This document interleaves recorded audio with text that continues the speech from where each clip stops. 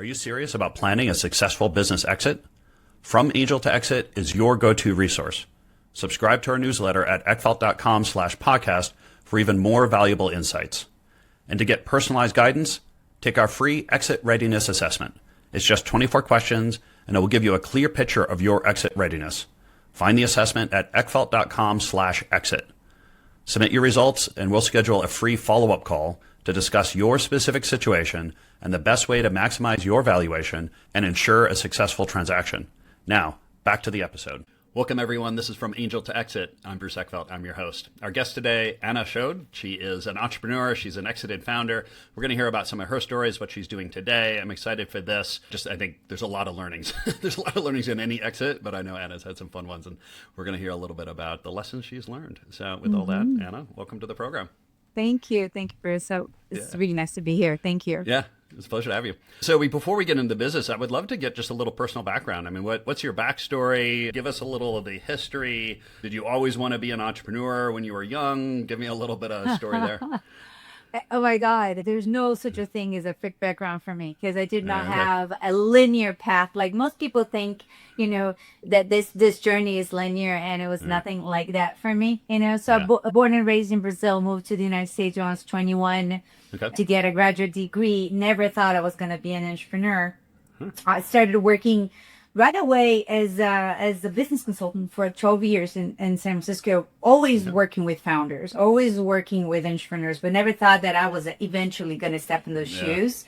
But nonetheless, working with them, creating a little black book of do's and don'ts from founders, right? Thinking, if one day I become that, this is something I'll try, or this is something I won't try. But I always tell everybody I was the best founder until I became one.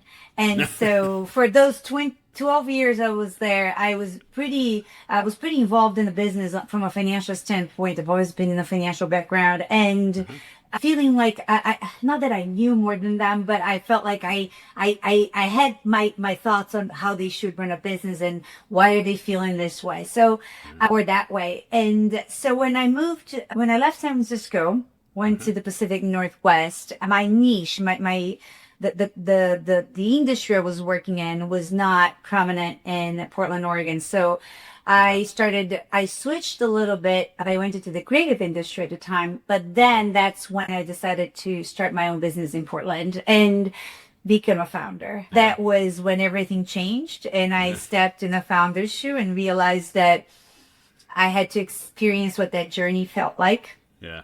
It was What was in your little black book? You mentioned, this little black book of like do's and don'ts as a founder. I'm curious, what were some of the things that you put into that? Yeah, so a lot of it was, honestly, it was about articulating. That was a big one in my black book. It was, how did the leader get buy-in from the team?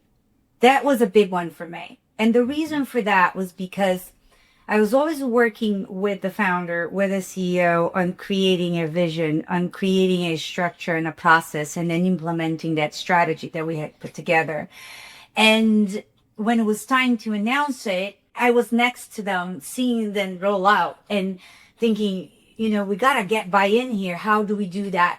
Listening to the team, make sure the team felt included. That was a big thing that I noticed. There was a big difference. If you were to ask me, because I was working at the time for all those years, I probably worked with over 100 founders. So I would see the ones that would be a little better in articulating vision and implementing, getting people excited, versus the ones that felt like, they were there just to put it out. People had to figure it out. So those are the do's and don'ts, or how they would, work with the team.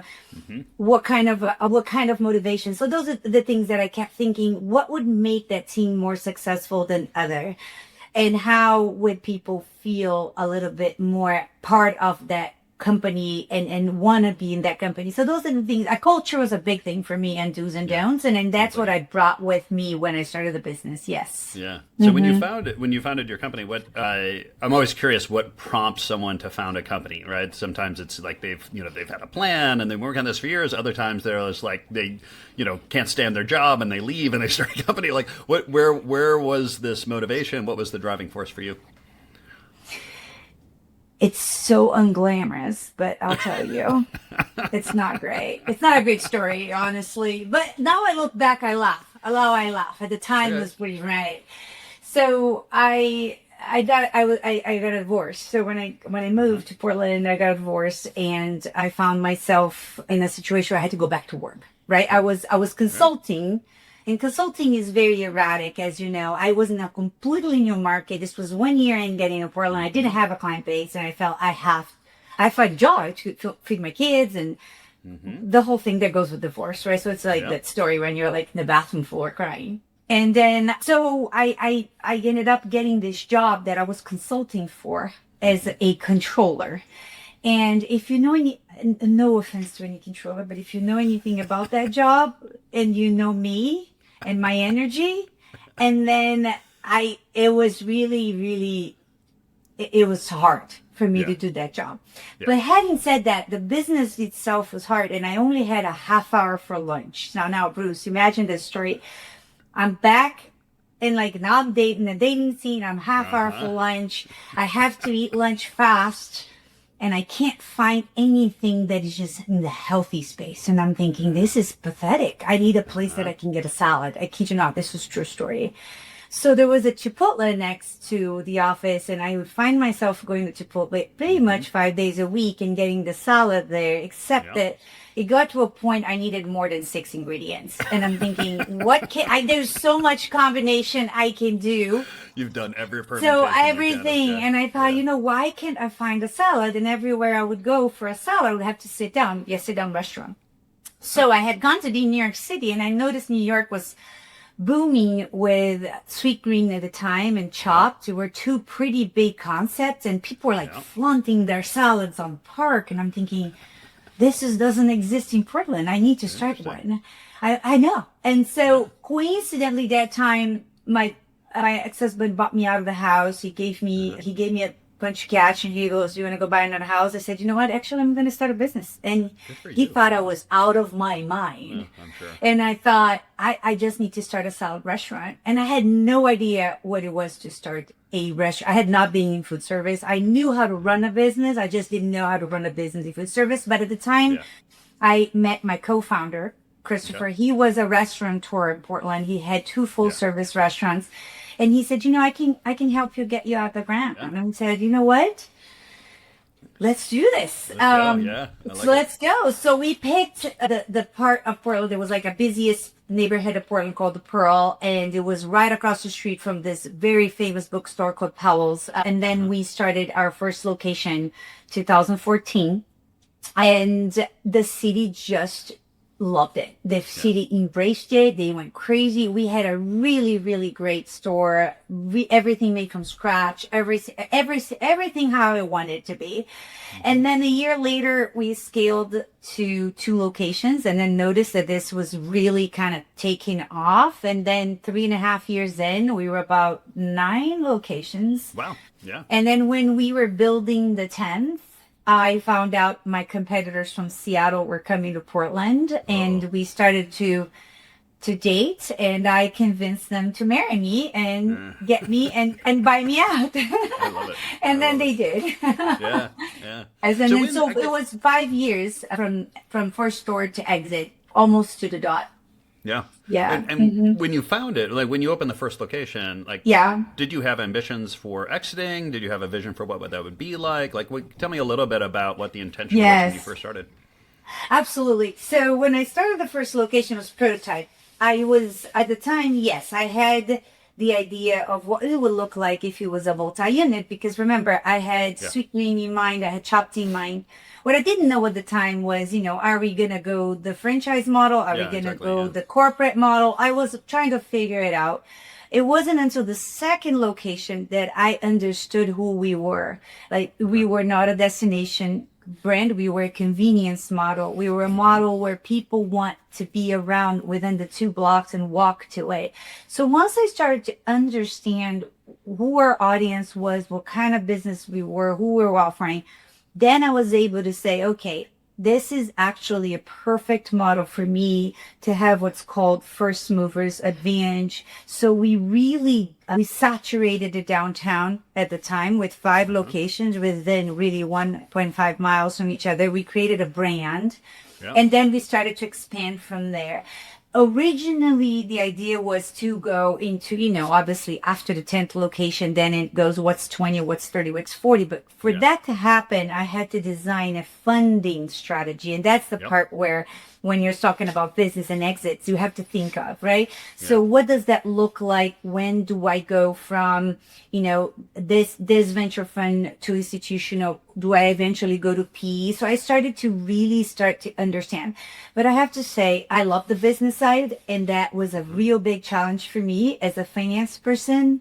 But I would say food service is not the most interesting place for me to be in. And that's a very polite way to say when people say restaurants fail. Well, yes, had I not had the experience I had with numbers, it would have been really, really hard to make it happen. It is not an easy model.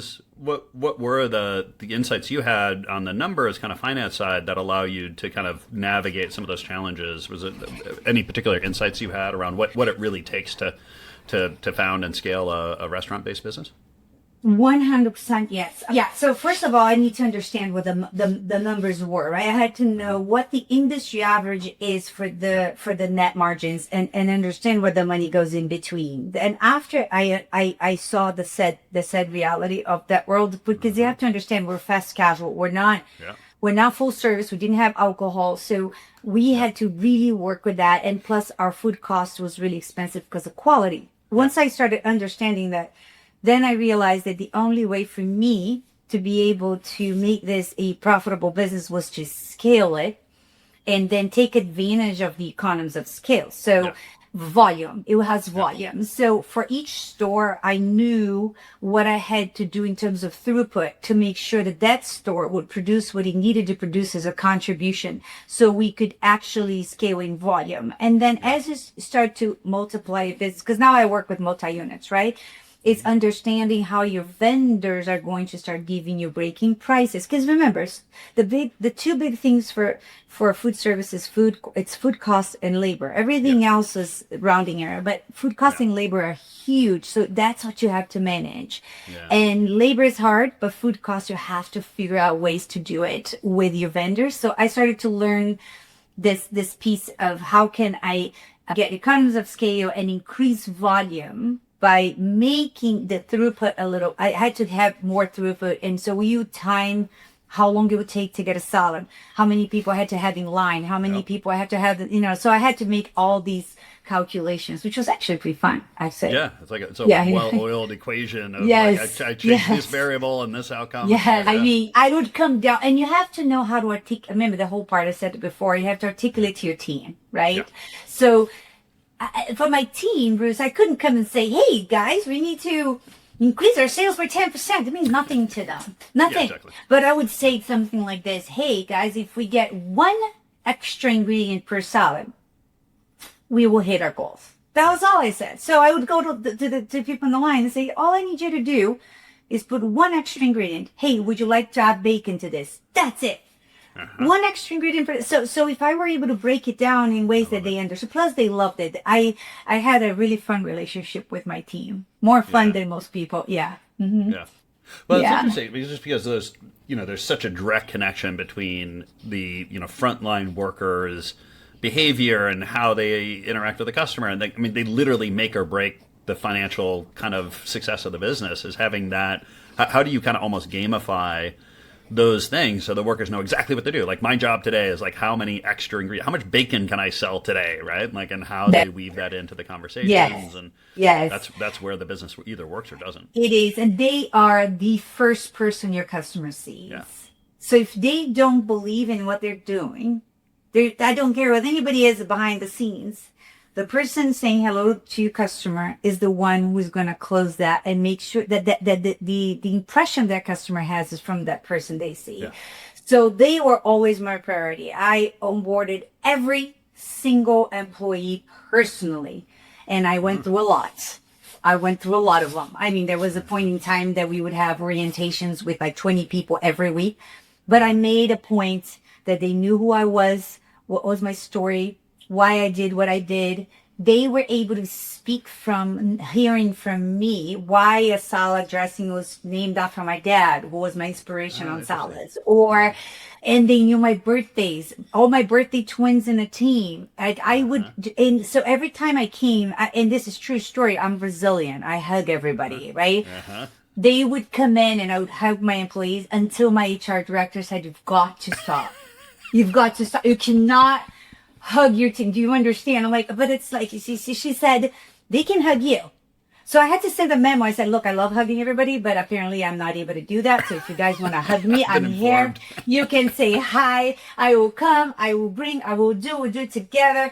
But, and to this day, I still hear back from my employees. I just had that kind of relationship with them. It was fun. It was a lot of fun. They loved it. It was fun.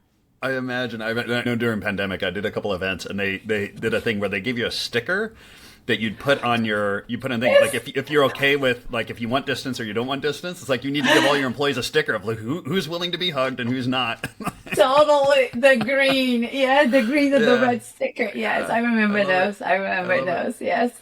So you mentioned that this competitor was coming down, and then you that was an opportunity for you, or you navigated a exit that way. But before that happened, before you learned that this you were gonna get attacked from the north there, what was your exit plan? I mean, which direction were you thinking? Like, give me a little bit of the vision that you saw for the company.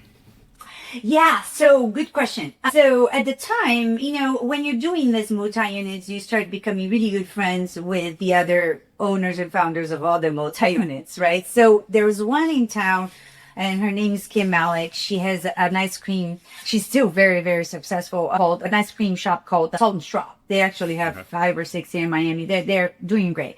At the time, Kim and I were kind of walking in parallel, and she had private equity money come in. And I was kind of looking at what was happening with her and thinking, is this something that can possibly come and happen to Garden Bar? So what I was doing is I was looking at other multi-unit owners and seeing what they were doing. But at the same time, I was talking to different possible exit strategies. One of them was that there was a group in town that owned a lot of different chains. They owned, 200 Taco Bells. They owned Buffalo Wild Wings, and they were very, very well known. And I was talking to them as a possibility. Hey, would you like for us to work together, and then you help me scale? I knew I was going to get into a bigger group, if that makes any sense, or I would eventually have to bring an executive over to actually help me scale to the level that I wanted to scale. So the exit would be for my angels. So I knew that my angels had about a 5 to 7 year expiration date for me to get them out and happy. And I just wasn't, I knew that was going to happen. I just didn't know exactly how that was going to happen. If that was going to be maybe getting a private equity to come in, or if I was going to go with a different group, or if it would be an exit altogether. The exit altogether sounded pretty nice, so I did that. I get that.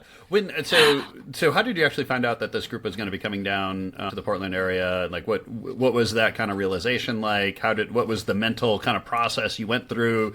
The 6 stages of processing all of that stuff. Like, give me some insight there. Right. So what happened was I had a financial advisor at the time, and he was also an investor. And we had gone up to Seattle with a real estate agent to start looking at locations there, because we knew we had 2 options for second market, and we're looking Seattle or Denver at the time. So we flew to both places to look at those places to expand. Somehow the founders of Evergreens they heard it, and they reached out to me on LinkedIn. So they reached out to me on LinkedIn, and they said, hey, it was really weird. They said, hey, we found out you guys were here. Maybe we should talk. And I said, yeah, let's talk. And so then I went to Seattle to meet with them. And that was our first meeting, was in Seattle. At the time, it was no conversation of acquisition. It wasn't anything like they were trying to feel me out. I was trying to feel them out and feel like, who is going where. Yeah. The little dance. But then eventually I really was honest with them. I'm like, look, Portland is not Seattle. We don't have the density for two big brands. And if and ever a national brand comes in, such as Sweetgreen, you would eat both of us alive. So the only way to survive in Portland would be to have only one brand. Yeah. And because they had, their board came from Mod Peace. I mean, they had a lot of power in the F&B space. It made more sense for them to take me over than, yeah. Mm-hmm. Yeah. And how, I mean, once you kind of realized that was going to be sort of the path, like, how did you kind of prioritize, or what was important to you in terms of structuring that, or like what did you want to get out of that transaction? What were your list of priorities in terms of starting those conversations? Okay, so I was very lucky that one of my investors, really, really, really amazing help. They had done so many M&As, and so they helped me through that process that started there. So I wouldn't be able to do it alone. I didn't have a full C-suite at the time. It was just this right here. So it was great to have that. So the first thing I wanted to do is to have a fair price for acquisition, which I knew the range was. I wanted my investors to get paid. That was a big deal for me. And honestly, and as I go through the story, you're going to know. I mean, this story is actually out there in YouTube, so it's not like people don't know what I went through, because COVID, of course, messed everything up. Yeah. But for me to sleep at night, I needed to make sure my investors got paid. So I wanted to make sure it was a fair price, that the terms were good for my investors to get paid. And then you're probably going like, what about you? What about you? It's not that I didn't care about me. It's that we were still in growth phase, right? So you got to understand, each unit has what we call a maturity stage. So when a store doesn't get to full peak until about maybe 12 months from when it's opened. So every time you open a new store, you're kind of funding that other store. Yeah. So you're still rolling everything forward. You're rolling everything. So imagine if I scaled a little bit too fast forward to look back. It was a little bit too fast, because I was with 9 stores in 3.5 years, I didn't even know what was going on. But my points being, we're still in that ramping phase. And so what my acquirers were seeing is that the brand we created, what we were doing, I mean, the potential things were happening. We're growing in revenue like nothing else. But we still had to deliver the profit. I mean, if you think about Sweetgreen until what? I don't even think they turned a profit yet. I mean, it's growth. You still grow. Yeah, that's always the challenge. It's like for these growth companies, particularly capitally intensive growth companies. It's like, correct. You gotta plow your profits back into capitalizing the next store or the next. Like, were you able to kind of tell the story to the acquirers of showing them, well, we're generating profits. We're generating these good profits, and we're just taking those to open the next store. So in terms of valuation, right, if we're going to do a multiple of EBITDA, right, it may be 0 right exactly now, but practically, really, we can abstract that a little bit, and we can show some kind of profitability and then get some kind of valuation based on that. It's exactly it. Is that the nature of the conversation? Is that the nature of the conversation? And honestly, the EBITDA doesn't even play a role. It goes as a multiplier of revenue, honestly, because EBITDA is almost inexistent in even a very successful restaurant has very low, because it's just the way it is, right? You have to think. So it's based on revenue, but yes, I mean, the story was there. There was nothing we needed to do. I mean, Garden Bar, in terms of press and people and lines and the amount, so we had, it was just right there. Like the amount of what we call goodwill when you sell, it's incredible. The brand was there. It was strong. People still remember it, and because they changed the name, of course, but yeah, so the story was not hard to tell. It was that in terms to, it's just coming up with that number, right? Without that multiplier of EBITDA, that's what we were trying to do. But I really had someone help me with that negotiation. It was amazing, because it's hard for me to be the friendly face and negotiate that. So having Sam that helped me out was fantastic. Yeah. Well, I think it's always the challenge. There's always the kind of conundrum when it comes to these exits, particularly if you're going to stay on at some level. It's like, you kind of treat this as a zero-sum game, very adversarial in the negotiations, but then on the flip side, you sell, and now you're part of the company, and now you got to work with these people, right? So it can be, Correct. really kind of awkward. Yeah, which that didn't really last very long for me, but I guess give me some sense of the, like, what in terms of some of the other terms, like kind of staying on, earnouts, like deferred, payout, things like that. Correct. Was there anything interesting or unique about how you structured things? Yeah, the structure was pretty straightforward. We got an initial amount, which was all that I needed to get my investors back with the return, with a really good return. Okay. And then I was going to have the earnout, which would have been, my share. And I say would have been because it was based on a metric and a target for revenue. Yeah. Now, the target for revenue was a slam dunk. Like, there was no way we wouldn't meet that revenue. Okay. Except so that it was a highly confident number. Oh yeah, except there was except on the 20 there was no stores open, so there was no revenue. Exactly. It was like 100% zero revenue. Yeah. So better now, never materialized. But exactly. But that being said, I feel super lucky because if you think about, I had 10 leases and a personal guarantee, Bruce, because this is restaurants we're talking about, right? Yeah. So all that was gone. So in the end, with all that happened with COVID and everything else, I was not having to manage all that chaos. So I feel really blessed. It was hard for them. They did a fantastic job doing what they had to do. I have ultimate respect for what they did. Yeah. But the structure would have been really simple, where it would have been this deposit that I gave my investors, and then 1 year, and then the earnout. And as far as me working with them, there was also COVID, so things ended up leaving, and it was better.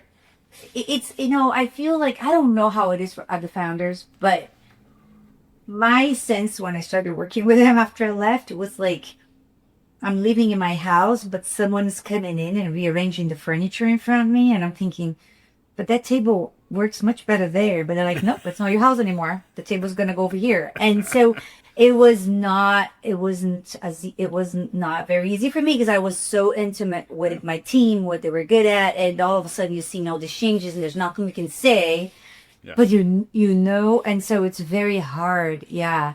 It wasn't easy. I called it moving. I got moved from the master suite down to the office with a twin bed that or the nanny squatter, or whatever you got. Yeah, exactly.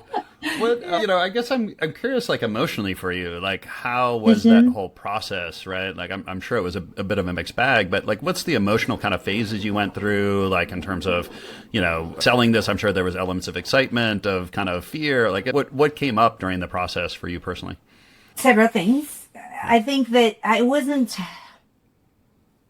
as emotional as most founders would have been. I feel like, it's funny, I was talking to my son yesterday. I think it's genetic. He was a D1 player, and he decided now he's going to go into business. And he said, I'm quitting soccer. I'm going to business. My last game is this Saturday. And I said, are you sad? He goes, no, I've made that decision, and I'm living on the other side of the decision. So there was a little bit of that. Once I made a decision, my brain was already on executing this. And then I didn't stay like, oh my gosh, it's my baby this, my baby. I didn't do that. That being said, there is always a piece of a founder that's going to wake up the next day and say, who am I? What, you have a title, you have people ask what you do, and you say it. So that is the piece where I think a lot of people get stuck, and they can predict that pain before I could. For me, it's like I did everything, and then I woke up the next day going, whoa, I didn't see this coming. But a lot of people see that coming ahead of time, and so they suffer in anticipation. I did not. I was in execution mode. This is the best for the company. I am going to go. But then you have to remember, well, you don't remember because you don't know me, but if you knew me, you know that I've had a lot of different lives. I mean, I have a talk on YouTube about that. So for me, changing from one thing to another is not a foreign feeling. I actually love the change, right? So I was just in like, this phase is over. Let's go. That's Ana. This is not what other founders go through. And I, like you, work with a lot of founders that are in exit mode. And there is such a fear and an attachment to the identity. What am I going to do? This is my baby. So I can totally understand and empathize with that. But it wasn't like that for me. Once I made that decision, I was pretty good. Yeah. Well, because it was hard. Yeah. I think the two things I'm hearing there, which I think is really important, and I certainly, when I'm working with founders, it's one of the things I kind of dig into their background, is how well have you navigated change previously, right? Because if you've had change in your life and you kind of know what's going to happen, and it doesn't necessarily make it easier, but you're much more able to kind of navigate it and kind of feel the emotions and not get overwhelmed by them, or just that, okay, this is going to be really disorienting for a while, but I will ground myself. There will be another thing. I will figure it out. I trust myself, right? There's a lot of that if you have that, it makes that a lot easier and helps you get through it. So after you sold, what was the journey for you?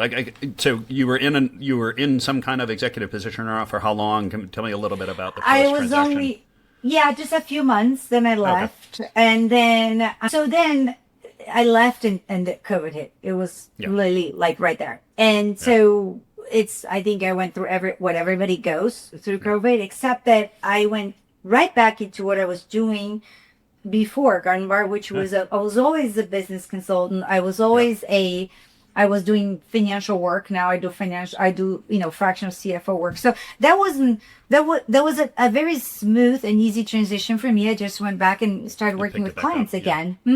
Exactly. The only change was that having had that experience as a founder, plus the whole COVID mess, I started to work with my founders a little bit more on what do you want for yourself before we come up with a business strategy. That was the shift for me, was working a little, helping them with the strategy, but with a more of an intentional strategy.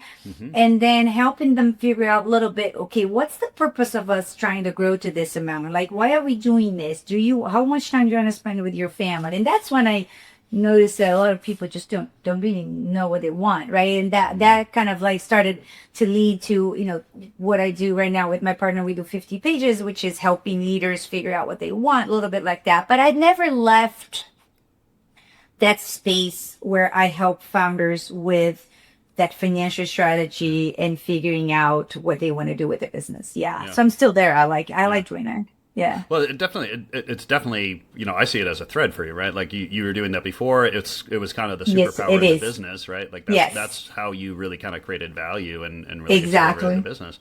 So I totally get that you're back into it. And is there anything, I'm always kind of curious with founders that have exited and now they're on their kind of next chapter of things. Is there anything you wish you would have done while you were still in the other company to kind of build a platform, or to kind of prepare yourself, or to kind of give you a little bit of a running start on this business? Is there anything you wish you would have added or changed or prepared for in terms of the next chapter? When I was before I exited? Yeah, before you exited. In hindsight, everything is 2020, of course. I wish I had thought about it, what was going to be. I didn't have the time or the luxury to think about it. I was in my mind, I had to execute on that. I was managing the business. I was trying to navigate the exit. My attorney kept saying I never saw an exit where there's only one person in the room. It's just me and you. And I'm like, I'm kidding. This is what we're doing, right? We're doing this. We're going to get this done. And so it was just a convoluted time. And remember, I was raising my boys, and there was that. My boys really took a lot of that stress of a mom. That I think what I would have done differently is not be as stressed as it was, because looking back, it's always never worth it, right? But I didn't know better. So I probably should have thought about what would be next. But because of what you said earlier, I've been so used to navigating change. It's been the common thread in my entire life. So I knew I was going to figure out at some point. And so that's why I didn't do it. But so I probably should have thought about it, but I didn't. I just waited until that chapter was over, and I'm like, oh, now I'll start it over again. So that's why, Is there anything based on what you're doing today, is there anything that you look back on of seeing like, okay, yeah, I could have built these relationships, or I would have put this thing together, or I would have started this thing sooner, or like anything that you could have done then that would have helped you, either hit the ground faster on what you're doing today or help make it easier?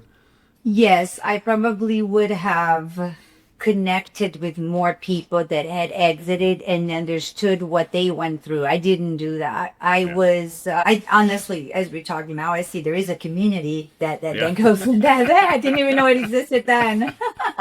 But I probably would have done that, and I would have probably talked to more people that were part of my sphere at the time, in particular my investors, and figured out if there was, where did they see that I could be more of value. And one thing I've always learned to do and I didn't do, which was to be more involved with the venture capital funds, because that was a part of me that really enjoyed. I enjoyed what they were doing, and I always thought, how fun would it be to be on that side of the table, right? But I didn't pursue that at the time, and I could have, because I had all these connections. So I didn't think about it. I thought, oh, things are going to come and I'm going to figure it out when it does. But I probably could have done my homework a little more and talked to people who had exits and done that. Mm-hmm. Yeah. Yeah. What advice would you give to pre-exit founders, people that are a couple of years away from a potential exit, like anything that, I mean, it sounds like you had a pretty good situation in terms of you had some good investors, the business was going generally well, like you had a pretty good sense of where things were going. But what would you advise them to do, or other founders that are nearing an exit or thinking about an exit, in terms of things they should focus on, or relationships they should develop, or things that you see people missing, or if you were to go back, or if you were to advise them, what would you suggest they do to make the whole process easier, more successful? Yeah, so this is gonna sound super biased, but I will say it anyways. It's knowing their numbers. Most people don't. So the reason why I was able to navigate this exit, it seems like it was super smooth, but it wasn't as smooth as you said. But it seems like it's because my books were flawless. I knew my numbers, I knew my reports, my investors knew exactly where we were. Like there was never, like my investor reports that I wrote personally, every single metric was there, right? So people knew 100% of the time where we were financially, the issues we had, because we had cash flow crunch like everybody does. I mean, cash flow crunch is part of the world, right? So all that, I knew my runway. Why do I say that? Because when you go through what we call forensic due diligence, a lot of things are going to pop up.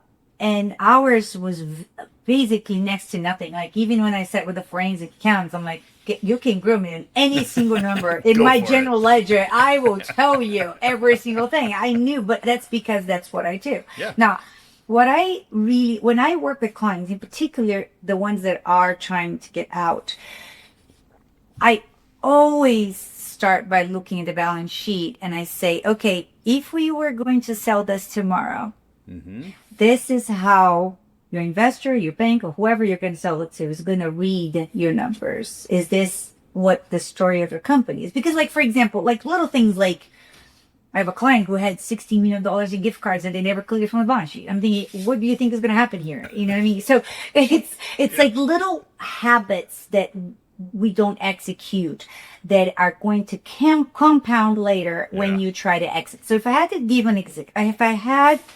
give an advice for them, if they think they're going to go exit down the line, is make sure that your finance hygiene is in place from an early start.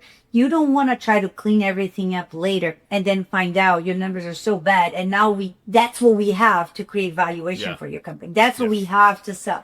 So that is one big thing. The second is I had a little snafu where when I was raising money, I did not know details of like a convertible note, what happens if you sell before they convert. Those little things, they kind of came to bite me later because I didn't know. I didn't know enough about them. Now I do. Now I can sit with somebody and say, look, let's do this. But at the time I didn't. And so it was very investor friendly, which I didn't, I was, and that's another thing, Bruce, too. I think that if you think about, if a founder is going to think about an exit down the line, have a funding strategy that makes sense, because what happens is, as you know, when somebody has an idea, they're so excited to get it, they'll do anything. Give me the money, I'll do it. I'll give you half of the company. I don't care. I see this all the time. I just want, but we don't think down the line what's gonna happen, right? Like, if I'm going to get money from my family and all of a sudden I have 13 cousins in my cap table, how am I going to exit and get out of my 13 cousins? Like, it's one of those things. So that financial clarity, I personally think, is key. But then again, this is my biased view, because I feel that is one very important thing to me. But and that's I think that had I not had that, it would have been a much harder exit. That part was easier. Yeah. It's always one of those things, like the best time to get all those things in order is, when you start the company. Yes. The second best time is now. It's like, I guess, is there a time frame? I mean, do you say, all right, look, like, we really need X number of years before, a transaction to really go through all these things? Like, how much time do you really like to have with a company to kind of do that work and make sure everything is in the right order and kind of well organized before a transaction starts to happen?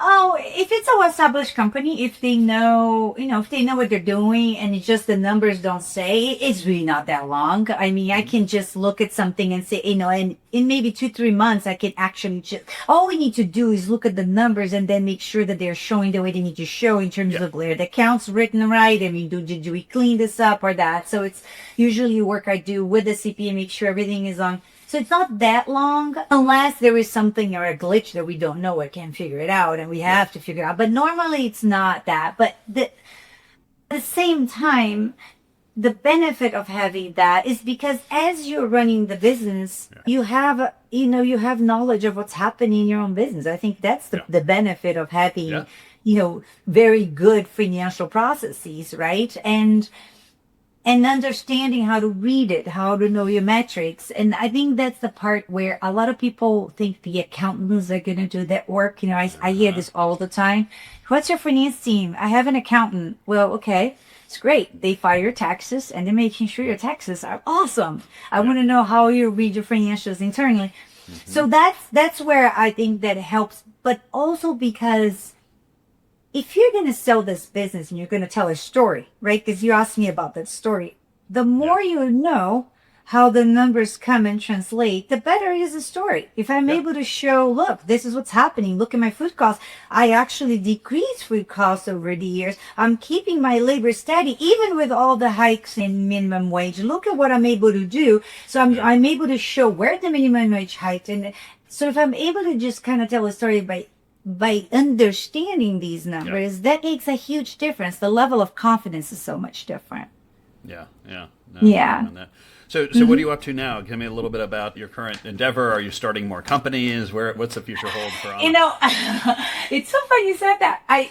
So first of all, I work as a fractional CFO. I help founders. My work is it's very one-on-one with the founder, because I do help with strategy, but from a financial lens, right? So if we're going from point A to point B, how do we create the funding strategy for that? But also, how is your company operating? And then, funny enough, I started a program called Finance for Founders. Kid you not, true story. It's just basic understanding of what a founder needs to know.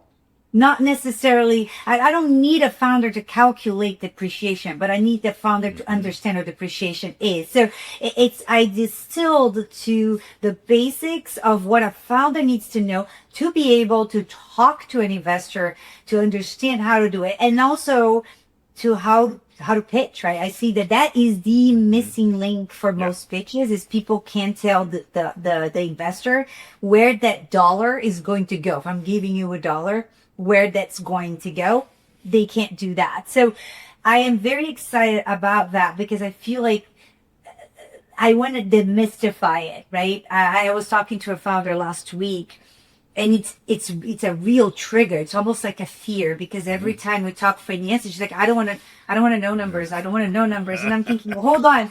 I'm going to calm you down. Let's breathe. Everybody just breathe. Let's just take an exhale.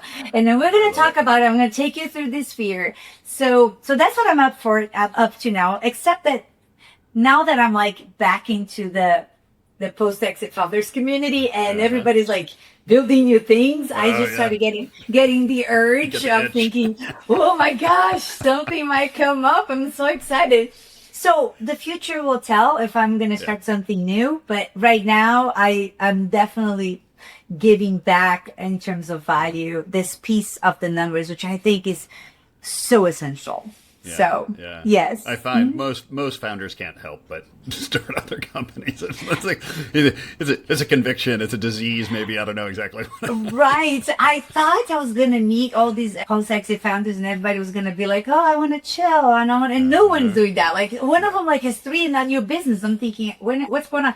But I can see why. It's just that there is this excitement of starting over and knowing what to do now. It's like having another kid, when now you know that if the kid cries a little bit, it's okay. They're not going to die, and they're not going to be hungry. And so you kind of know how to do it. It's a little better. Yes, for sure. Yeah. This is great. I love it. Yeah. Here. But I'd love if people want to find out more about what you're doing and how to get a hold of you, what's the best way to get that? LinkedIn. Just find me on LinkedIn. I responded. There's a website, sankapaleadership.com, which is where it shows what I do. But LinkedIn is usually the way to find me. I'm always there, and I love to connect. Obviously, I love to talk. So there you go. That was great. Yes, absolutely. Thank you. This was a lot of fun. Absolutely. It was a lot of fun, Bruce. Thank you so much for having me here. Great.